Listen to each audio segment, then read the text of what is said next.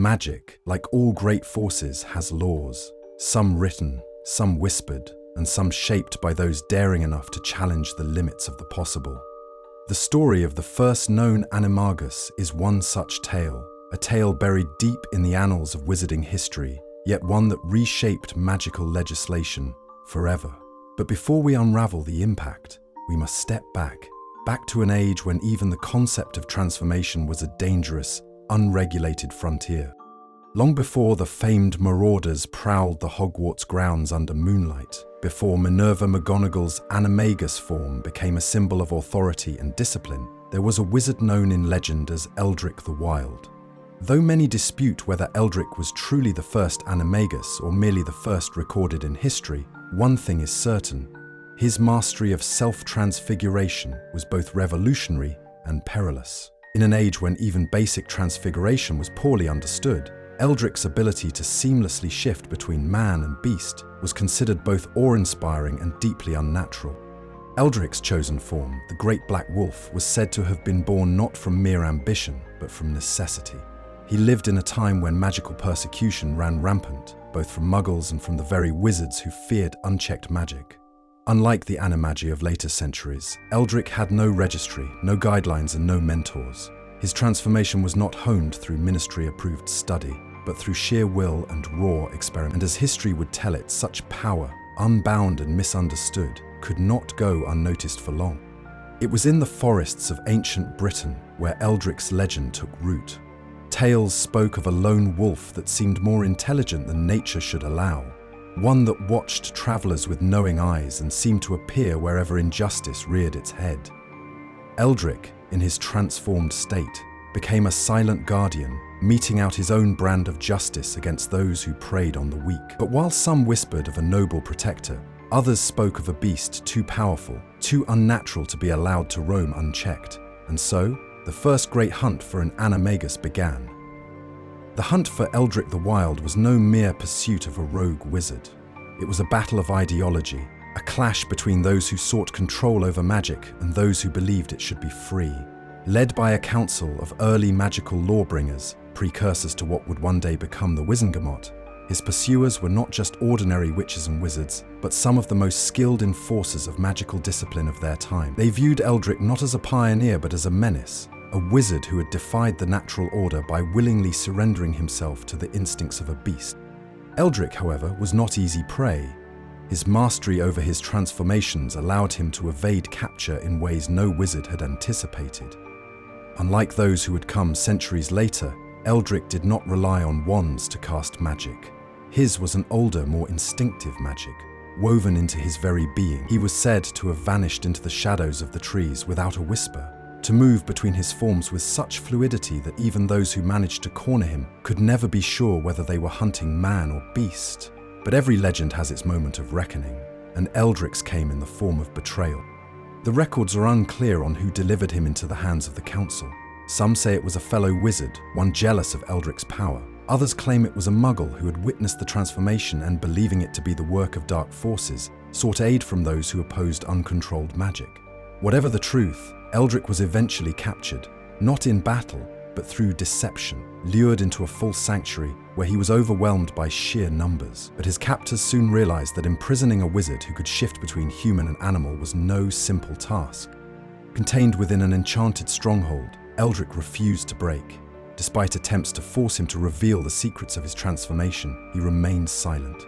It was not through pride or defiance alone, but because, as some scholars later theorized, Eldric himself did not fully understand the magic that had allowed him to change. His ability was not a learned skill, but an evolution, something that had emerged through relentless trial and error, something that no spell or incantation could be neatly replicated. Faced with the reality that they could neither undo his transformation nor control it, the council was left with a difficult choice. The ruling that followed would become the foundation for centuries of magical lore. Eldric's existence proved that unrestricted self-transfiguration posed a risk not just to those who wielded it, but to the entire wizarding world. If one wizard could slip between forms at will, evade capture, and defy conventional restraints, what chaos could be unleashed if others followed suit? And so, with Eldric as the catalyst, the first major magical restriction on self-transfiguration was born, one that would eventually lead to the Animagus registry. But what became of Eldrick himself? That is where the tale takes its darkest turn. Legends differ on Eldrick's fate, and the truth has long been obscured by time and secrecy. Some claim that he was executed in secret, his body never recovered, fueling whispers that he had evaded death and still roamed the forests in his wolf form. Others believe he was cursed, his transformation permanently locked, leaving him to live out his days as a beast, never to be man again. But the most chilling theory is that he was the first wizard to be subjected to what would later become one of the Ministry's most feared punishments, the Dementor's kiss. This last theory holds weight among scholars who argue that Eldrick's ability to transform posed a unique challenge to conventional imprisonment. If he could escape any cage, any binding spell, the only true way to contain him was to take away what made him who he was, his very soul. This, they argue, was the hidden precedent that laid the groundwork for the later use of Dementors in wizarding justice. Whether or not this fate befell Eldrick, one thing was certain: his story did not end with his capture. It became a cautionary tale, one that haunted magical lawmakers for centuries to come. The immediate aftermath of Eldrick's downfall was a period of intense debate among the ruling magical authorities. How far should magic be allowed to evolve? Could transformation magic be safely taught, or was it too dangerous to be entrusted to the average wizard? These questions led to the first official attempts at regulating advanced transfiguration. It would take several centuries before the Animagus registry was formally established, but the seeds of that control were planted in the wake of Eldrick's legacy. Initially, self-transfiguration was nearly outlawed altogether. Early decrees forbade wizards from altering their own forms beyond minor cosmetic changes, with severe punishments for those who defied the edicts. However, these laws were met with resistance, particularly from magical scholars, who saw transformation as a natural extension of magical study. The compromise that eventually emerged was strict regulation. Wizards who wished to master Animagus transformations would need to undergo extensive training, register with magical authorities, and prove their ability to control their alternate forms. This compromise shaped the magical world as we know it. Without it, figures like Minerva McGonagall, Rita Skeeter, and the Marauders would never have legally mastered their transformations. But the fear of Eldrick's unchecked power remained deeply ingrained in wizarding law. The penalties for unregistered animagi became severe, and the process of mastering the transformation was deliberately made complex to deter casual experimentation. Even today, the Ministry enforces these rules with unwavering scrutiny, all because of one man who dared to push the boundaries of magic. Eldrick the Wild may have been erased from the official records, but his influence lingers in the very fabric of wizarding law. Every Animagus who has ever registered, every witch or wizard who has struggled through the arduous process of self-transfiguration owes their restrictions, their caution, and even their understanding of the craft to the legend of the first Animagus. Yet the true tragedy of Eldrick's tale is not that he was hunted, nor that he was punished, but that the world feared what it did not yet understand. Some historians argue that, had Eldrick lived in a different time, he might have been heralded as a pioneer rather than a criminal. Others suggest that his story serves as a warning, not just of the dangers of unrestricted magic, but of how quickly power can be vilified when it does not fit within the rules of the time. It is an irony that even centuries later, the Ministry still walks this fine line, balancing control and discovery, order and progress, fear and freedom. There are those who believe that Eldrick was not the last of his kind. In the hidden corners of the world, beyond the reach of the Ministry's laws, whispers persist of wizards who still practice the old ways, who shift between human and beast without registry, without restraint. Are they dangerous? Or are they merely following in the footsteps of the wizard who came before them, refusing to let magic be caged?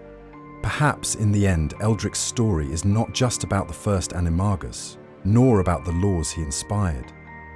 Perhaps it is about something greater, the eternal struggle between those who wish to explore the limits of magic and those who seek to contain it. And so, the legend of Eldrick the Wild endures, carried on in hushed voices, in forbidden transformations, and in the hearts of those who wonder, what if he had been free? And with that, our tale comes to an end, but the questions it leaves behind may linger far longer. And so the tale of Eldrick the Wild fades into the mist of history, leaving behind a legacy woven into the laws and fears that still govern the wizarding world. Whether he truly existed as the first Animagus or is merely a legend crafted to justify later magical restrictions, his story embodies a theme that echoes throughout history. How magic, when left unchecked, can inspire both wonder and terror. It is this very fear that led the Ministry of Magic to establish rigid controls over self-transfiguration, shaping the experiences of every Animagus who came after. We see the weight of these laws in the stories we know to be true. The marauders who defied the ministry's regulations in an act of friendship, loyalty and defiance against authority. Rita Skeeter, who exploited the Animagus gift for deception, proving the very fears that had led to its control in the first place. And Minerva McGonagall, who mastered it through discipline and study, embodying the balance between magic's potential and its responsibility. Each of these figures, in their own way, represents the struggle between magical freedom and the structures meant to contain it. The question of control versus discovery is one that surfaces time and again in wizarding history. The International Statute of Secrecy, the ban on experimental magic, even the restrictive laws on wand ownership in certain cultures. All are echoes of the same debate. Where does regulation ensure safety, and where does it become a cage? Eldrick's story, whether fact or fable, forces us to examine this tension, to ask whether he was truly a rogue wizard, threatening magical order, or if he was merely ahead of his time, punished for walking a path others were not yet ready to follow. And so, while Eldrick the Wild may not be found in the pages of a history of magic, his influence lingers in every Animagus who registers with the ministry, in every wizard who questions the limits placed upon them, and in every story where magic pushes back against the laws that seek to contain it. The first Animagus, real or not, changed wizarding law forever. Not just in rules and regulations, but in the deeper conversation about magic itself. Should it be mastered, or should it be free? And with that, we close the book on this untold story. But perhaps, in the quiet spaces between the written lines of history, Eldrick's spirit still runs wild.